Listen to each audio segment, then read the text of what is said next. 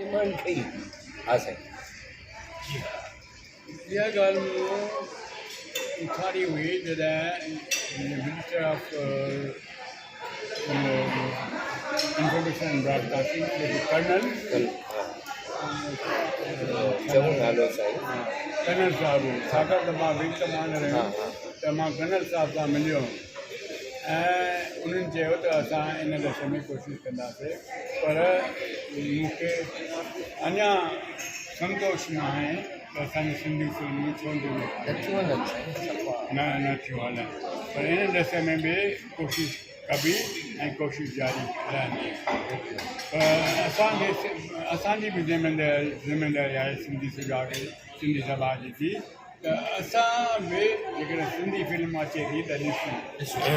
मां हिकु दफ़े प्रहलाद निहालानी सां ॻाल्हाए रहियो हुउसि ऐं पुछियोमांसि त सिंधी फिल्मूं छो थियूं तव्हां प्रोड्यूस कयो जेतिरो हुअणु घुरिजे, त हुन सचमुच मूंखे ईअं चयो त भाई इकनॉमिकली वायबल कोन आहिनि। सिंधी समाज चाहे थो त असां मुफ़्त में पिक्चर ॾिसूं, सिंधी पिक्चर अचे त असां टिकेट बिना ॾिसूं। असांजे समाज खे चाहे असां सुठा सदाबा समाज आहियूं, त असां जॾहिं बि सिंधी फिल्मूं किथे बि ॾेखारी वञनि थियूं त असांखे ख़ुशीअ सां टिकेट वठी करे ॾिसणु घुरिजे ऐं इहा उमेद न कजे त असांखे मुफ़्त में ॾेखारी वञे। छाकाणि त असांखे हिमथाइणो आहे जेकॾहिं सिंधी फिल्मुनि जी प्रोडक्शन ऐं सिंधी फिल्मुनि जी स्क्रीनिंग खे, त असांखे न सिर्फ़ु टिकेट ॾेई करे ॾिसणु घुरिजे, पर जॾहिं कंहिं दूरदर्शन ते या कंहिं चैनल ते सिंधी पिक्चर अचे थी त उहो ॾिसण बि तमामु ज़रूरी आहे। न त जेके ब्रॉडकास्टर्स आहिनि से चवंदा त ॾिसंदड़ त घटि आहिनि त पोइ असीं प्रोड्यूस छो कयूं। इन करे असांजे समाज जी जेका आहे उहा बि ज़िमेदारी आहे। पर इन दशा में मुंहिंजी कोशिशूं जारी रहंदियूं ऐं मां तव्हांखे वक़्तु ब वक़्तु ॿुधाईंदो रहंदुसि त छा प्रोग्रेस आहे। जी जी जी जी साईं। ॿियो रेडियो जो हिकिड़ो लास्ट सुवाल तव्हां पुछियो त साईं दिल्ली में हुयो पहिरियों 2.5 कलाक हिकिड़ो 2 कलाक हिकिड़ो 2 कलाक सुबुह हलंदो, वरी उहो जयपुर हलियो, हाणे जयपुर खां बि मतिलबु अनाउंसर हिते घुराए विया आहिनि ईअं न, त उन पोयां कारण छा आहे? अॻियां अॻिते हलंदो या न हलंदो?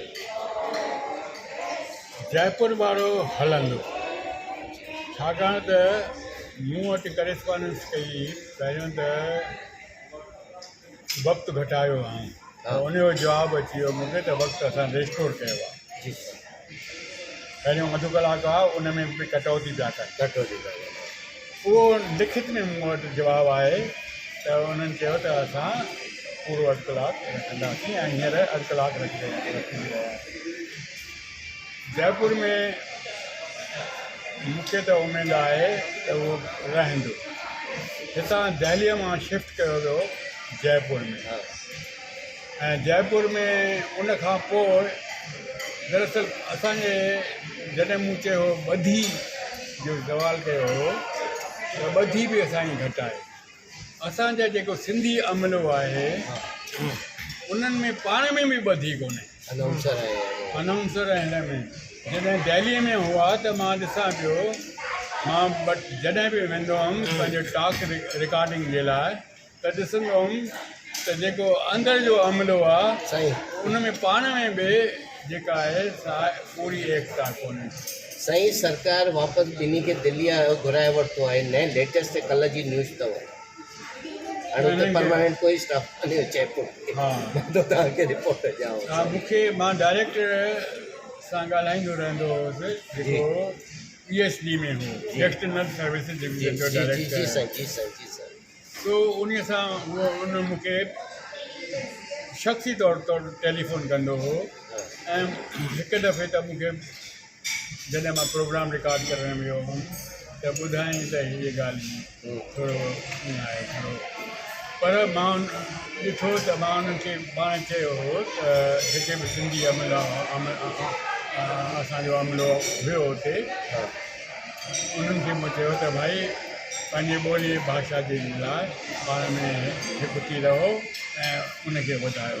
ऐं उमेदु आहे त इहो क़ाइमु दाइमु रहनि। साईं असां त इहा ई उमेद रखूं था असांखे उमेद आहे।